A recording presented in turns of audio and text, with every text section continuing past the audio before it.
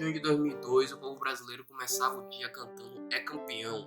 Com o pontapé inicial sendo dado às 5 da manhã, Brasil e Alemanha jogam a partida mais importante do campeonato, a grandiosa final. Abordaremos hoje a caminhada para o tão grandioso Penta.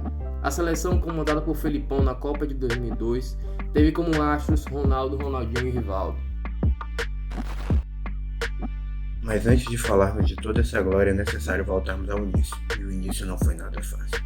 O Brasil inicia as suas batalhas visando a classificação com o técnico Vanderlei Luxemburgo.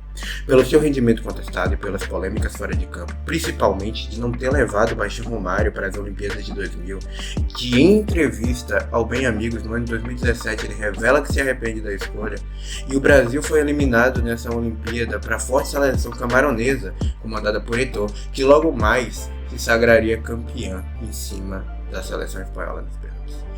Sair nas quartas de finais deixou a situação de Vanderlei Luxemburgo insustentável, visto que era o grande sonho da seleção e de toda a nação conquistar pela primeira vez a medalha de ouro nas Olimpíadas. Dessa maneira, Luxa não consegue se manter e tem a sua passagem pela seleção totalmente esquecida.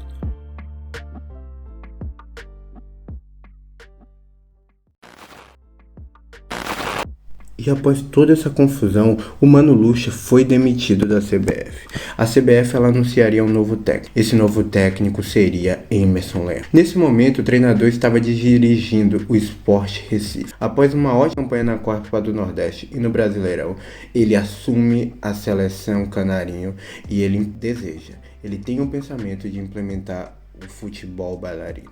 E na estreia, em 15 de novembro, o Brasil vence a Colômbia por 1-0, com o gol de Roque Júnior. Já no final do jogo, nos acréscimos total Bacia das Almas. E nesse momento se percebe que ele não teria vida fácil, desde o início. E o treinador teve a passagem mais rápida entre os técnicos. Foi demitido no aeroporto depois de ser eliminado pela Austrália com apenas 9 jogos. Ganhou 2, empatou 4, perdendo 3. Emerson Leão foi mandado embora sem nem muita explicação, falando que tinha entregado a lista de convocação para o jogo contra o Uruguai ainda no aeroporto.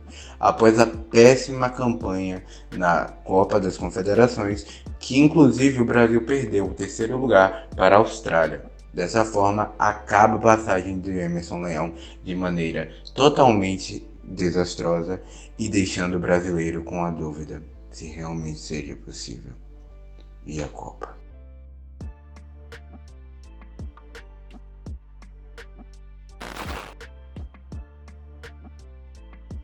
Depois do desastre que foi a participação de Emerson Leão, a CBF chega com o nome Luiz Felipe Scolari, que viria a ser campeão de 2002. Inicialmente, na fase pré-copa, no seu primeiro jogo, teve a despedida do Baixinho por questões extra-campo. Nos outros 5 jogos, o Brasil ficou dividido. Foram 6 jogos ao todo no comando de Felipão na fase pré-copa, com 3 vitórias e 3 derrotas. Beleza. Neste momento, ninguém confiava na seleção para a Copa do Mundo.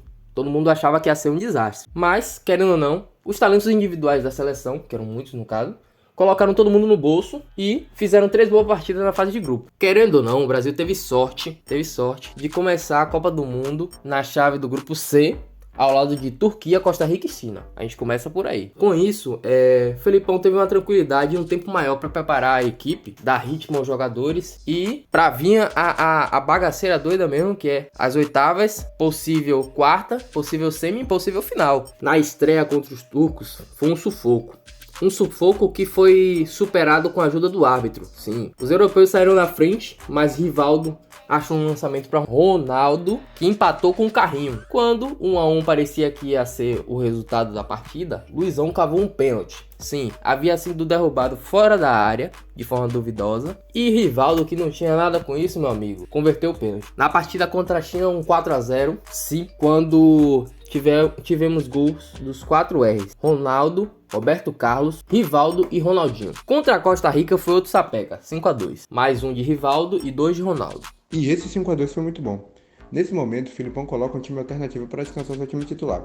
Esse time alternativo entra com muita vontade, muita grana e cria ótimas oportunidades. Também cede muitas oportunidades, criando um jogo equilibrado. Esse jogo é totalmente decidido na habilidade dos individuais dos jogadores. Isso mostra que a seleção estava muito bem representada, tanto no seu banco de reservas, tanto no seu time titular. Nesse momento, nós podemos notar claramente que iria dar muito bom nos próximos jogos. mas que a caminhada não seria tão fácil. Agora a gente chega na parte que começa a complicar. Brasil e Bélgica nas oitavas de final.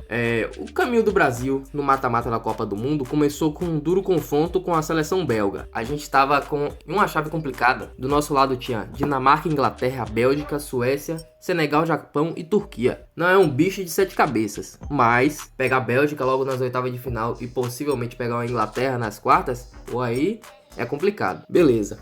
A gente começou as oitavas de final com um time duro, um time organizado da Bélgica, que não tinha o mesmo hype que tem hoje, mas mostrou ser um time bem organizado e complicou para o Brasil. Os belgas chegaram a abrir o placar na etapa inicial, mas o árbitro jamaicano marcou falta do zagueiro Roque Júnior. Passado esse susto, a dupla Ronaldo-Rivaldo voltou a decidir. O camisa 10 tirou o Brasil do sufoco aos 22 do segundo tempo, de um chute de fora da área, um bonito chute, e Ronaldo aproveitou o cruzamento de Kleberson e completou a vitória. Kleberson, com essa assistência, garantiu a vaguinha no time titular. Entrou, meteu assistência, ficou. Para essa partida, a escalação foi Marcos no gol, Lúcio, Edmilson e Roque Júnior, Cafu fechando, Gilberto Silva, Kleberson, Ronaldinho, Roberto Carlos, Rivaldo e Ronaldo, o resto do time. O jogo contra a Bélgica foi muito difícil, por mais que o placar seja 2-0, a Bélgica em vários momentos teve a oportunidade de fazer gols. Desde o início do jogo pressionou bem, lutou muito, e aí tivemos a grande surpresa que foi o Kleberson, que entra e muda o jogo e muda o estilo da seleção de jogar não só nesse jogo, mas por todo o resto da Copa. Isso ainda era apenas o começo da caminhada, porque no próximo desafio seria muito maior. Estaríamos enfrentando David Beckham.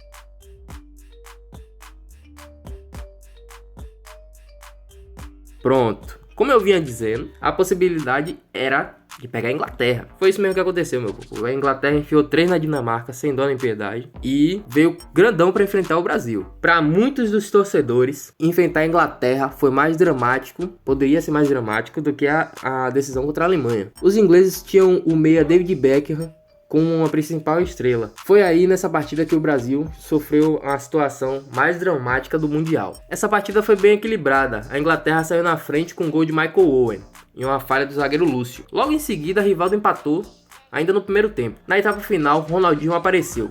Meu amigo, aí veio aquele golaço lá de Ronaldinho, que ele pega, bate uma falta lá da casa do cacete, e todo mundo fala, ele vai cruzar, acha o cruzamento lá dentro do gol. Nessa parte aí, o Brasil já tinha virado o placar, já tava tudo lindo, só que depois o Ronaldinho deu a entrada dura em Mills e foi expulso, aí deu merda. O Brasil sofreu uma pressão inglesa, mas conseguiu segurar o 2-1 e avançar pra semifinal. Contra quem? Contra a Turquia, meu amigo, contra a Turquia. Aí a gente tá pensando que vai ser tudo lindo. Errado. A Turquia vinha de eliminar o Japão nas oitavas e Senegal nas quartas. Mas aí, os dias que antecederam a semifinal contra a Turquia foram de preocupação na seleção brasileira pela lesão de Ronaldo. Mas o cara tava revigorado. Por quê?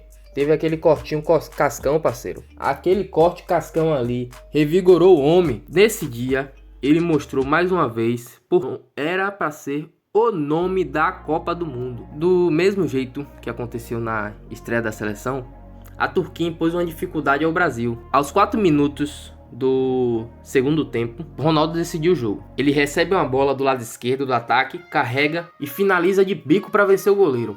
Golaço. Com esse gol a gente se classificou para a final da Copa do Mundo contra a Alemanha. Meus amigos, chegou a final. E chegamos à tão sonhada final da Copa do Mundo de 2002, marcada pelo encontro das duas seleções mais vitoriosas dos mundiais. Sem nunca terem se enfrentado antes em Copas, Brasil e Alemanha se encontram pela primeira vez em uma decisão, que ficou marcada pelo confronto entre Oliver Kahn e Ronaldo Fenômeno. Oliver Kahn, goleiro que teria sido reserva em 94 e 98, assumiu a condição de estrela em uma seleção carente de talentos. O então jogador do Bayern de Munique e atual CEO sofreu 3 gols nas competições, sendo 2 de Ronaldo, viu? O retrospecto fez com que a FIFA, antes da final do jogo, o elegesse como o melhor jogador da Copa. Já do lado brasileiro, o artilheiro da competição, Ronaldo, entrou em campo disposto a mostrar que ele era o grande nome do Mundial, e provou. Ronaldo fez história contra a Alemanha, entrou com corte de cabelo inusitado, o famoso cascão. O camisa 9 fez os gols, que garantiram a seleção brasileira na decisão. Em um jogo em que o Brasil foi amplamente superior, os gols da vitória vieram no segundo tempo, ambos por ele, Ronaldo. No primeiro, o camisa 9 aproveitou uma falha de Oliver Kahn por um chute de Rivaldo. O segundo gol foi após uma arrancada do grandioso destaque Kleberson. Kleberson fez uma grande partida colocando até bola no travessão. Ele arranca do meio de campo e toca para o meio da área. Rivaldo faz o corta-luz e Ronaldo chega chapando para o fundo do gol. 2-0 para a seleção brasileira. E o título vem logo em seguida, já que já estava no fim do jogo. Reza a lenda que Rivaldo e Ronaldo eram tretados. Mas, gente, os dois tinham status de grandes finalizadores. Por sua vez, é difícil que um jogador desse calibre fique passando a bola toda hora um para o outro. E após sabermos de tudo isso, fica mais incrível ainda o que foi feito pela seleção em 2002. De uma seleção totalmente desacreditada aos melhores do mundo, teve uma longa caminhada. Ronaldo, com todas as suas lesões e toda a desconfiança que vinha ocorrendo. Filipão chegando como um técnico turrão que fez a família escolar e muito mais. O Brasil mereceu o Penta e esse ano é ano de Copa, então torcemos para que o Hexa venha também e que mais uma vez podemos gritar, é campeão, comemorar. Se você gostou do vídeo, se foi interessante, se te trouxe algo novo, comenta aqui embaixo, deixe seu like, compartilhe com um amigo. Muito obrigado, nós somos os Cartolas e esse é o Cartola Prontidão. Falou! Pro mundo inteiro ele pede calma, eu te amo, diz Cafu! Brasil! Aí está, em cima do pódio, para que o mundo inteiro veja! É penta! É penta! É penta campeão mundial no futebol brasileiro!